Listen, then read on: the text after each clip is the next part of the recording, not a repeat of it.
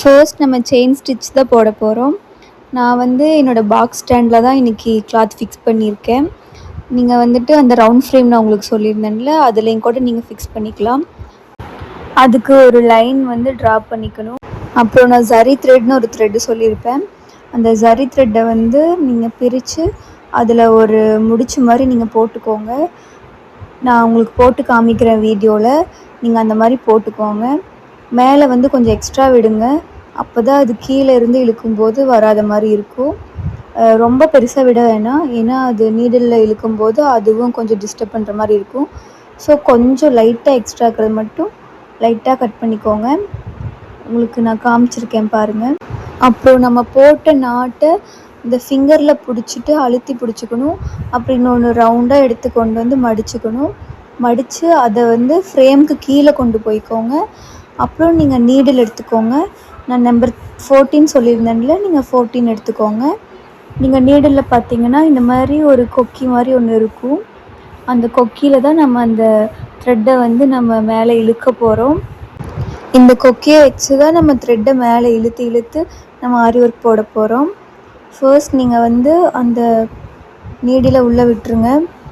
உள்ளே விட்டுட்டு அடியில் உங்களுக்கு வந்து அந்த த்ரெட் இருக்கும். அந்த த்ரெட்டை வந்து நீங்கள் நீடிலில் மாட்டி விடணும். மாட்டி விட்டு அதில் நீங்கள் மேலே இழுக்கணும். இப்படி மேலே ஃபுல்லாக இழுங்க. அந்த முடிச்சு வந்து கடைசி வரைக்கும் வந்து மாட்டுற அளவுக்கு நீங்கள் மேலே இழுத்துக்கோங்க. உங்களுக்கு கீழே காமிச்சிருக்கேன் பாருங்கள்.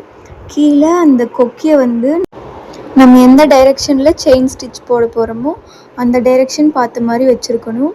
அந்த கொக்கியில் வந்து இங்கே பாருங்கள், ஜரி த்ரெட்டை வந்து நீங்கள் ரெண்டாக மடித்து அந்த கொக்கியில் மாட்டி விடணும். மாட்டி விடணுன்னா இங்கே பாருங்கள், மாட்டி விட்டுட்டு அதை அப்படியே நீங்கள் மேலே எடுக்கணும். மேலே எடுத்திங்கன்னா வரும். நான் உங்களுக்கு நல்லா தெளிவாக காமிச்சிருக்கேன் பாருங்கள். அந்த கொக்கியில் அந்த நூலை வந்து மாட்டி மேலே இழுத்தீங்க அப்படின்னா அது அப்படியே வந்து மேலே போகும். மேலே போகும்போது நம்ம ஃபர்ஸ்ட் முடிச்சு போட்டிருப்போம் இல்லையா, அந்த முடிச்சு வந்து மாட்டுற வரைக்கும் நம்ம பண்ணணும்.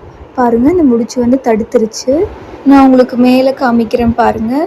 நீங்கள் மேலே ஃபுல்லாக அந்த த்ரெட் இழுக்கும்போது இப்படி தான் வரும். நீங்கள் அந்த கொக்கி உங்களுக்கு நான் சொன்னேன் இல்லையா, அந்த நீடில் அதில் நல்லா வந்து நீங்கள் நூலை பிடிச்சிக்கணும். ஆரி ஒர்க் வந்து 2 கையிலையும் பண்ணுற மாதிரி தான் இருக்கும். மறுபடியும் நீங்கள் அந்த நீடில் வந்து உள்ளே விட்டு அடியில் வந்து நீங்கள் இன்னொரு கையில் த்ரெட்டை வந்து அந்த கொக்கியில் மாட்டி விடணும். இங்கே பாருங்கள், நான் உங்களுக்கு கீழே காமிக்கிறேன். கீழே வந்து அந்த நீடில் விட்டு அந்த நீடில் அந்த த்ரெட்டை வந்துட்டு மாட்ட வைக்கணும். அங்கே பாருங்கள், இந்த நூலை வந்து அதில் சிக்க வச்சு இப்போ நீங்கள் வந்து அதை மேலே இழுக்கணும். இப்படி இழுத்து அப்புறம் மேலே நீங்கள் சுற்றி மறுபடியும் நூல் இழுக்கும்போது நீங்கள் நூலை வந்து கொஞ்சம் லூஸாக விடணும். மேலே நூல் இழுக்கும்போது மறுபடியும் கீழே விட்டு அதை எடுக்கணும். இதே ப்ரொசீஜர் தான் ஃபுல்லாகவே. நல்லா பார்த்துக்கோங்க, நான் மறுபடியும் கூட சொல்கிறேன். அந்த நீடில் விட்டு அந்த நூலை அதில் சிக்க வச்சு மேலே இழுங்க. மேலே இழுத்து மேலே ரொட்டேட் பண்ணி அதுக்கப்புறம் மறுபடியும் உள்ளே விட்டு இது ஃபுல்லாக நீங்கள் கீழே பண்ணுற மாதிரி தான் இருக்கும். நல்லா பார்த்துக்கோங்க, ரொம்ப ஈஸியாக தான் இருக்கும். நீங்கள் இது ஒன்று மட்டும் பழகிட்டிங்கன்னா போதும். ஃபுல் ஆரி ஒர்க்கே நீங்கள் இது வச்சு தான் பண்ணுற மாதிரி இருக்கும். நல்லா பாருங்கள். ஃபர்ஸ்ட் டைம் பண்ணும்போது உங்களுக்கு கொஞ்சம் டிஃபிகல்ட்டாக இருக்க மாதிரி ஃபீல் ஆகும். ஆனால் நீங்கள் இன்ட்ரெஸ்ட்டோடு பண்ணினீங்க அப்படின்னா இது ரொம்ப ஈஸி. நான் 2 வீக்ஸ்லேயே இதை கற்றுக்கிட்டேன்.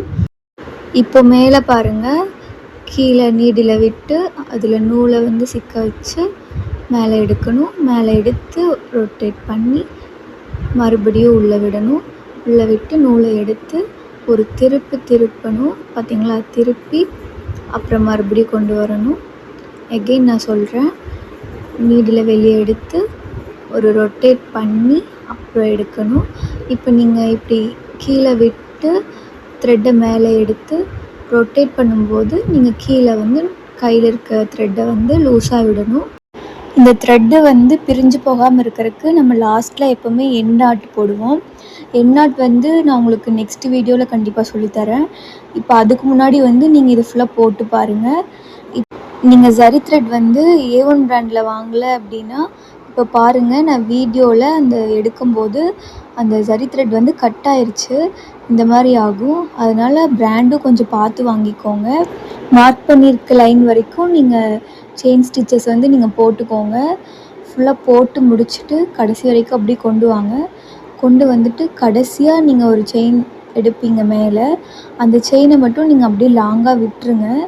அதை நீங்கள் எப்படி விடணும் அப்படின்னா, இங்கே பாருங்கள், இப்படி லாங்காக விட்டு அதை வந்து நீங்கள் ஒரு சிசரில் கட் பண்ணிக்கோங்க.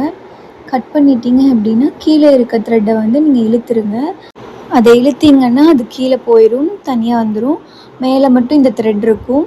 இந்த த்ரெட்டை வந்து கீழே இழுக்கணும். இப்போ இதை எப்படி இழுக்கணும் அப்படின்னா, நீங்கள் அடியில் இருந்து மேலே வந்து நீடிலை வச்சு எடுக்கணும்.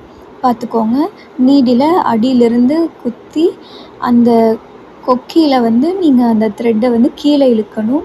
இங்கே பாருங்கள், நான் உங்களுக்கு காமிச்சிருக்கேன் வீடியோவில். உங்களுக்கு ஏதாவது டவுட்டுன்னா நீங்கள் கமெண்ட்ஸில் கூட சொல்லுங்கள். ஏதாவது புரியலை அப்படின்னாலும் திரும்ப நான் எக்ஸ்பிளைன் பண்ணுறேன். அங்கே பாருங்கள், அந்த கொக்கியிலேருந்து கீழே இழுத்துட்டிங்க அப்படின்னா த்ரெட்டு கீழே போயிடும். இது எதுக்காகன்னா செயின் வந்து பிரியாமல் இருக்கிறதுக்கு தான். நீங்கள் வந்து இது கொஞ்சம் பழகுற வரைக்கும் நீங்கள் வந்து நம்ம ரொட்டேட் பண்ணோம் இல்லையா செயின் போடுறதுக்கு, அதுக்காக நீங்கள் இந்த மாதிரி கிளாத்தில் இப்படி சும்மா நீடில் வச்சு வச்சு சுற்றி சுற்றி எடுத்து பாருங்கள் ப்ராக்டிஸ்க்காக.